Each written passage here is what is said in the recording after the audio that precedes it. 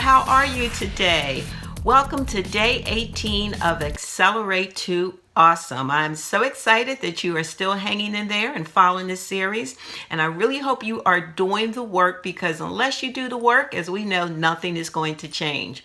We are on day 18, and my name is Etrulia Troy Lee, and I'm the CEO and founder of Women Enlightened and Economically Empowered, where we help women to flourish in mind, body, and assets so they can create their best life. Today, we are going to be talking about your mission in life. Now, why are we pausing right here to talk about your mission in life? We are pausing because you've already said what your ideal life looks like. You've already identified the things that were excuses versus the things you really wanted to do, or what you really wanted your ideal life to look like. Now we're going to have to look at the things that you need to do to get to that ideal life. And that was your assignment on day 17. You were to write down those things that you needed to do. We want to pause and talk about mission right now, because as you look at the things that you must do in order to create your ideal life, they must be in line with who you are as a person, and what your values are as a person. So when you look at those things, I want you to say, is this who I am? And is this the legacy that I want to leave? In other words, as I do these things, would they be something that I would be able to sit back and say, I feel like I use my time wisely with my life? Do I feel like that these contribute to the things I want to leave in the earth? Are these part of what I feel my overall mission in life is about? So let me kind of share this with you. Yesterday we talked about me wanting to be a full-time mom when my boys were young. And I had a mission at that point, a serious mission, to make sure my children had a legacy of faith. And I thought my most important thing to do in the earth at that time was to raise my children. Friends had told me, they grow up so fast, in a blink of an eye, they're gone and out the house. So you want to buy up the time while you can.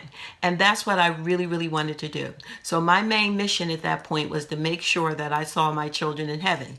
And for me, I wanted to just put in that time of early morning Bible study with them, and just really make sure that they were seeing me live out my Christian faith before them. So that was my mission. And so the things that I had to do in terms of getting to be a full-time mom were part of my mission and part of things that I valued. My mission in life now has shifted now that my children are grown. I'm no longer parenting. Well, I am still parenting. You're always going to be a parent as long as you're in the earth, and I'm grateful for that. So it doesn't matter how old your children get, you are always going to be their parent that they're going to turn to for advice and consolation when they need it. But so I do have a mission statement for my life. So it means some things I can do, some things I cannot do, because they're not in line with my mission. And it also helps me day to day in my business to know, am I on target in terms of the activities that I am doing? So my mission statement, I see it every day. I wrote it out probably, I want to say it's at least 10 years old by now, because I remember I wrote it, I wrote it in 2005. So it's 11 years old. So my mission statement reads like this.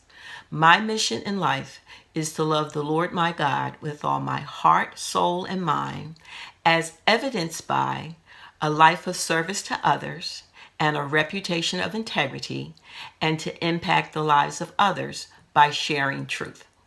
That's my mission. That's what I feel I am here to do. So as I choose what activities to engage in my business, they have to be activities of integrity. If I question the integrity of the activity, then I simply will not do it. Am I serving others? Do I have a reputation for showing up and serving others, serving friends in times of crises, serving the greater community?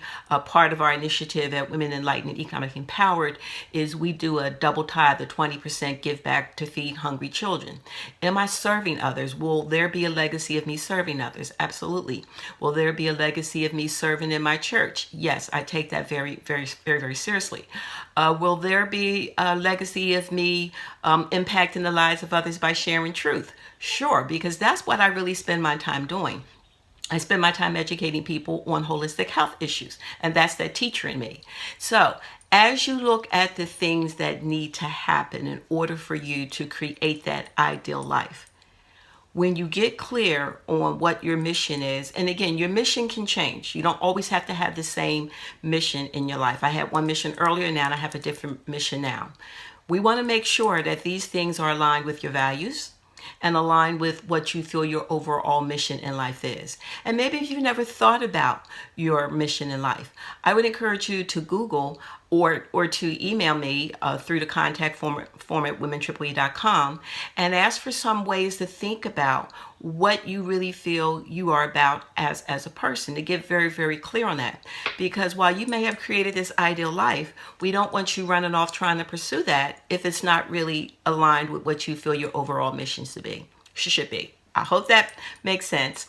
So think about that, and tomorrow we're going to compare what you feel your mission is with what your ideal life looks like, and we want to make sure that they're in sync before we start laying down action steps. Okay, so thank you so much for being with us today. This is Etrulia Troy Lee signing off, and as always, life is not a dress rehearsal. You only get one chance. Create your best life now. I'll see you on tomorrow. Blessings and bubbles. Bye-bye.